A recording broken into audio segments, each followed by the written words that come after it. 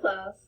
This is our third content lesson for Tradition and Renewal, and today we're talking about Kachina dancers and societies. So reviewing our basic information again, the who we've been learning about, the cultures of the Hopi, and also the Zuni and some assimilated Navajo. The what, Kachina, the location, the Southwest United States, in particular Arizona and New Mexico, when they are seasonal ceremonies with some starting in December, but the main ones run from February to July. The why, it's renewal of the land, life, seasons, water, and culture. And the how, Kachinas appear in three forms: the spirits, the dancers, and the dolls. We're studying the first two, and that is what we are focusing on today, and plus you are creating your Kachina-inspired sculpture. So a few essential questions here. How do people become Kachinas? What is a Kachina society? What is a Kachina dance? And what type of rules do they follow? And is it okay to watch the dances? So the making of a Kachina, and we're talking about the dancers, they are traditionally male.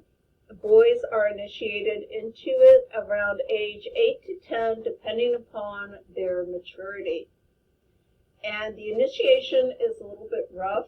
They are kind of kidnapped by the Kachinas, who whip them with the yucca whips, and then they unmask themselves and reveal to the kids that the Kachinas are really men of the tribe that are dressed as the spirits. This is referred to as the shock of disenchantment, and it begins their understanding of the fact that the Kachina spirits and the people become as one during part of the year, but it's their chance and their turn to play a role in that. And over here you see one of the whipper dolls, Kachina spirits, that is in charge of this type of thing. And notice all the bells, and he's got the frightening face, the ochre face, and he's holding the yucca whips. So the education, because they have to learn about things, before they start to be initiated, they know the stories and the things in the public kind of sense, but they don't understand the deeper meaning. So once they start their initiation, they learn in a kiva, and it's a classroom, and they learn the things that are not told to people outside of the tradition of the Hopi clan. They learn the names and duties of each of the Kachina and their place in the ceremonies. And over here you see a pretty rare picture of an active Kachina or active kiva, and it shows the paintings on the walls and that illustrate, and you can see they go up to the ceiling. And you're familiar with the symbols, you're familiar with the diagram of the four worlds and what those four worlds were like, but there are additional meanings to these things as well that we don't know. Kachina initiation then, the second part, after they have studied the religion for several years and they've demonstrated their knowledge and their skills and their maturity, they're assigned a ceremonial father that guides them through initiation. This initiation lasts 4 days, and it takes place within the kiva, and at the end they're assigned to one of the four main societies that kind of align with the four worlds and the other four seasons and directions and colors and other aspects of Hopi religion. They learn the dances and ceremonies specific to that Kachina group that they belong to, and then eventually they are able to become a Kachina. Girls have a different initiation. They're initiated at the same time into their roles, which are not the active dancers. And what they have to do for a day, and it sounds less involved than 4 days, but it's surprisingly really hard, is they go to their ceremonial mother's house, and they go sunrise to sunset that day, grinding corn non-stop, and answering questions and telling the stories and singing the songs so that they can prove that they have the stamina and the knowledge to become an adult woman in the Hopi tradition. After they're initiated, then they learn the women's dances and ceremonies, which are much more private than the men's dances, the natural medicine that is used by the tribe, and also how to govern the tribe. Remember, this is a matrilineal society, so the women take positions of power, and you have to learn how to do that. And over here you see at a public dance two younger, they're teenager Hopis that have gone throughout their initiation, and they are taking place in one of the public ceremonies.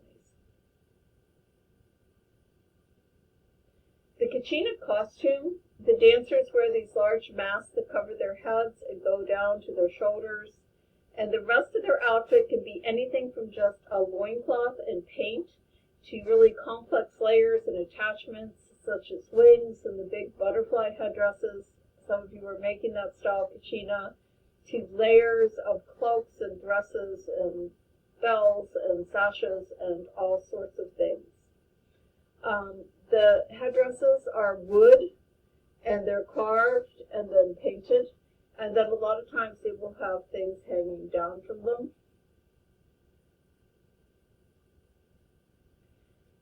So the Kachina dances themselves are held at 3 levels. There are public dances. Anybody can attend these. These are usually celebration dances or held for educational purposes, and everybody can come as a spectator. They are also dances that can be done at powwows and things of that nature. Then there are the private Kachina dances. These are the religious dances that only members of the tribe and the clan can attend. They still take place in public areas of the pueblos, but they're closed to outsiders. They close that part of the reservation, sometimes the entire reservation, and it focuses on their private rituals and ceremonies. And then there are the secret dances, and it's not secret as nobody knows they're happening. It's secret that it happens inside the kiva or outside the pueblo area in the wilderness, and only the people that are initiated into that specific Kachina group can attend. And these are rituals in order to make something happen. Over here on the right you see a Kachina dance group that is part of their public performances performing. And in front you see one of the ogre buffalo dancers. His head is turned away so you can't see the big scary-eyed googly mask on him, but he's got the headdress on and you can see the horns. And then we have a female dancer, not a Kachina. Females are Kachinas. And then you have the drummers that come behind and keep the beat. The drummers in traditional on the reservation Kachina dances, the drummers would be the Mudhead Kachinas. So dances on the reservation, and this is a quote, while some are open to the public, photography, sketching, and recording of religious ceremonies are not allowed. And what happens is if somebody breaks the rule, then your stuff gets taken away and you don't get it back. They'll take your camera, they'll take your cell phone, they'll take your, video camera, your GoPro, your sketchbook, whatever. And even if you are part of the tribe, you are forbidden to share images and knowledge about the rituals. Anything that is presented to the public has to be looked over first by the elders of the tribe and approved as saying, okay, this is something that we are allowed to share. This even extends to academic research by the Hopis. And there are professors in fields like anthropology and cultural ethnology that are part of the Hopi tribe but if they are writing about the Hopis, they can't publish it until their council looks over it and decides that sharing the information is more important than keeping it secret. So even though I'm teaching you a little bit about the Hopi and there's some information out there, a lot of what actually happens, nobody knows but them, as far as the meanings and the real dances and things of that nature. So this brings us to some controversy. And we're going to look at two snake dances. The first video is the snake dance in 1913. The President of the United States at the time, Theodore Roosevelt, toured the country and the West. And when he went to the reservations, the natives performed. And in this case, they performed the snake dance. The snake dance itself is real. It's an important part of Kachina celebrations. It comes towards the end of their last festival. Most of it is open to the public, and then the religious part of it is closed. So what you're going to see is the part that was open to the public, and it's recorded on film. The film is old and shaky because it's 1913. On the right here, you see a picture of a snake dancer. And the snake dancers don't have the great big heads and things like that because it's part of the Kachina celebrations, but they aren't Kachinas. Okay? They do, as part of this, carry around snakes in their mouth, which is pretty cool, but the snake has to do with water and ensuring that water continues. The next thing you're going to see is another version of the snake dance, filmed in 1932, and you can tell right away they do have on some of the headdresses. The other ones, some people have headdresses on, but most of them don't. This one was performed publicly, and it actually is not performed by Hopi Indians, but by white guys who are a white fraternal organization. That means like a club, think Shriners or Moose Lodge or something like that. And they did this under the name of the Smoky Indians. And they would perform these dances as a way of raising money for their club events. So what they would do is, you can see that their skin is darker.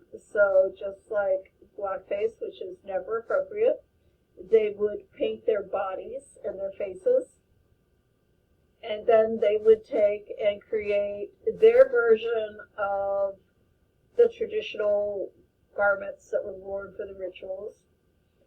And they would do their version of the dance. And they would base it part on something they saw, and part they would just make up stuff. Even though the Hopi were very offended by this, this group, the Smokies, kept doing it up until the 1990s. When you learn about the Indian Arts and Crafts Act, this is one of those things that it's stopped because it's not an authentic representation of the culture, and it's very degrading. So for your assignment, you have your Chromebook, you have these two resource videos. They both run about 4 minutes. I want you to please watch both of those, and then you need to answer a few questions. Your first question is, can you tell which of these two dances is fake or not, and explain why? And then number 3, explain how these two videos could be confused when researching, and why would that be important? So I want you to think about that first question. It might be harder than it looks, coming from a historical perspective and not being a Hopi, to really spot which one of these was fake. And if you're an outsider, like we are, researching this stuff, and you see these dances, unless you had information like me telling you this, you might assume that the fake one was legitimate and what they actually did. Now, why would that be important to know that one was fake or not when you're talking about reporting things for history and study? Okay, think about that. Think about fake news. And then your last question, I want you to explain why what the Smoky group did was disrespectful to the Hopi culture. Why was it not okay to do that? All right, that's an important question. It was important then, it's important now as we become more and more aware of the need to respect each other's cultures. So think about it, think hard, be serious, and I will read what you write. And over here is the owl Kachina, who will keep everybody in line by beating them with yucca. Yeah, be glad we don't do that.